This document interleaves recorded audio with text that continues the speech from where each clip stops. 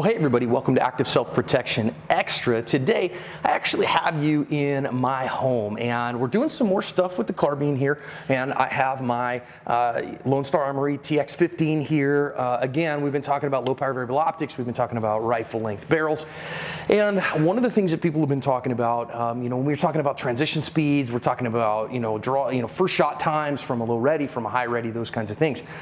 And one of the things that I've been talking about on the channel a good bit is how a rifle in this kind of configuration isn't necessarily slower in the shooting aspect than a something like a short-barreled pistol. So if you had this with a pistol brace on it, you had it with maybe a 10.5 or 11.5 inch barrel in 5.56 or a 7.5 inch barrel in 300 blackout or something like that. And people say, but John, what you're missing is the close quarters battle angle. Well, here we are in a very typical place for me, and so I want to talk to you about home defense and why the mission of a home defender might determine whether or not that's true.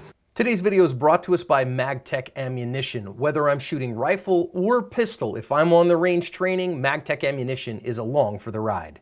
So let's say it again. Mission drives more than the gear train. Mission does drive the gear train. We're talking about gear here. It also drives tactics, techniques, and procedures. And when it drives TTPs, or the way that I do business, then once I've adopted my TTPs, then I buy gear that optimizes what I want to do. Now, of course, I do think it's totally great. And I've had several people say, well, John, I have multiple rifles in my safe, and so I just grab the right one. Cool. I think that's a great solution. I think if you got a pistol with a brace on it and a dot and a bright light, and it is your home defense gun and it's never going to leave the house, I think that's great. I have literally no problem with that. I think that's a very effective solution.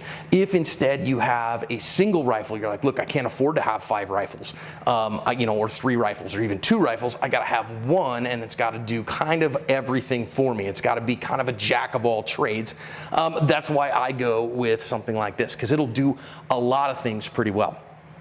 Now, that said, there is a valid critique of this stuff, and that is in this CQB environment, because people say all the time, well, John, when you go banging into stuff, that's when the short barrel really gets in there, when you're not going to knock over grandma's lamp, or you're not going to bang into stuff or other people. And I think that has merit, but let's talk about it a little bit. I do think that this particular kind of banister, so what you see up here, this is my upstairs, and that's my master bedroom, and this is the hallway that you would come in, and then right off here is the stairway upstairs, and we have this set up this way on purpose. It was kind of chosen this way as a bit of a sconce, not really a sconce, apologies to Jeff Cooper and his family for that, but as a defensible place, because you got to come up the stairwell this way. My bedroom is that way, so I can see people that are coming up, and that gives me an advantage for sure. So for instance, let me kind of back up, and I'm just in home defense attire today, so I come out sleepy-eyed because somebody has busted in a window or something like that,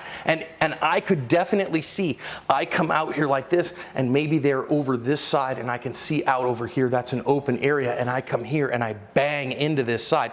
I'm not going to do it, my wife would kill me, but as I try to come up, I bang into that, and that is a concern. There's no question about that. Maybe I go the other way and I go bang this way. Now, I will tell you this, I've cleared everybody out of the downstairs in my home. There's nobody in my house, and so my kids are actually back behind the camera and in a safe place that I won't point a gun at them, because we always follow the rules of firearm safety, and that includes keep firearms pointed in a safe direction. This one, clear it again, is empty, and I always keep my finger off the trigger until I intend to fire. Okay, back to work. Now, if I come here and I go bang like this, and I bang my rifle in my light because I want to get it up in the fight on a guy, then that's a pretty significant issue, and a shorter barrel is going to do that less. So here I have a 16-inch barrel, and if I had a 10.5-inch barrel, then I maybe don't bang that in there and I bring it up. But a couple of ways that we solve that, just from a training perspective. Number one, my hand is pretty close to the end of the gun, and I'm not going to probably bang my hand into things like this. So if I come up here a little closer so that you can see it, I'm probably not going to bang my hand up into this stuff. So if I was going to come like this and I'm at a low ready position, and I realize that something on the other side, say I'm back there and I see something and I go, I gotta go get that. From a low ready position, all I'm going to do is I'm going to raise up and drive my muzzle. So I'm gonna just bring up and clear my muzzle and then go figure out whatever problem it is that I need to solve. And so you can do that, and especially this is your home, right? So you know the height of the obstacles. And of course you've trained around your house and seen what the height is and how you're gonna solve those problems. So you can. Now, would a 10.5-inch barrel be better here? Yes, unequivocally, it would. But again, can I just ameliorate that by going, here it is, and I go bang, bang, bang? Yeah, absolutely, I can see the doors here. Bang, bang, bang, easy day. This is the easier solution for me. I come out of this bedroom, if I come out of that room with a gun on me, with my long gun, because I've heard a bump in the night, I come out at a high compressed ready. I come out with the gun up rather than down. Why would I come out with the gun up rather than down? Simply because I know I have this barrister, and the fact of the matter is I have this half wall, and I know I'm gonna have to get over it. And therefore, when I come out of that door, I know when I grab my rifle, it is coming, sling goes over my neck, and I'm coming out at a high ready. And therefore, I come out at a high ready. I don't care how long my barrel is. Quite frankly, if I have to come there, I kind of step over this way if that's where I see it, come over to see my problem, go to do my work. That does completely irrelevant of barrel length. Same thing over here, I gotta see that, I come and I do my work. I gotta see something over here, I see it, I do my work. So the high ready position is important. Now, of course, high ready we've worked on the range. Our muzzle is under our eyeballs so we can see. And for me here, I actually want to be a little aware of that and keep it slightly out of my eyesight. So again, I see that, I go to work, I go do my work. And that is the easy answer to when I think in my own home, I might have problems like this. So, home defense. This is why TTPs are so important, to understand the home defender. So if I have to come out of my bedroom because I've heard a break in the glass, again, my kids' rooms are on this side, my wife and I are on this side, but I'm in an elevated position, maybe I'm just gonna stand here and watch this particular entrance right here, and I would do that from a high ready position. So an interesting thing that I think would be very hard for somebody else to see is the fact that, again, I can sit here at a low ready position or at a high ready position, either one. I probably from this position, because I have enough coverage, would sit at a low ready position and wait and see if somebody comes up those stairs. Again, my loved ones are safe, okay, fine. I have a very bright light here. If I need to identify, I can. Again, just quintuple verifying an empty gun. I go, oh no, wait a minute, somebody comes up the stairs. I say, show me your hands, and if I have to, bang.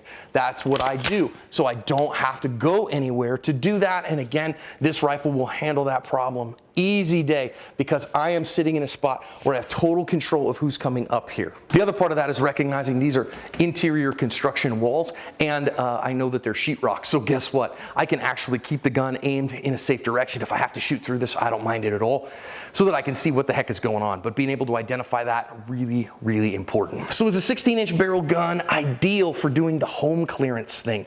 No, but again, let's going to talk about tactics, techniques, and procedures related to home protection. When we're talking about banging into stuff, the problem with that, of course, is I know my house. And if I'm gonna go into a different room, like me coming out of my bedroom there, I am going to choose the tactic that I know going in is going to help me. So I'm just gonna choose a high ready position. If I had a short rifle, I may not have to, but I'll tell you, I would probably choose a high ready coming out of there with a pistol as well, a short pistol, you know, an AR pistol, something like that with a red dot, because it gives me more advantages. So make sure that you understand how to use the technique that you need to keep your family safe with your defensive tools.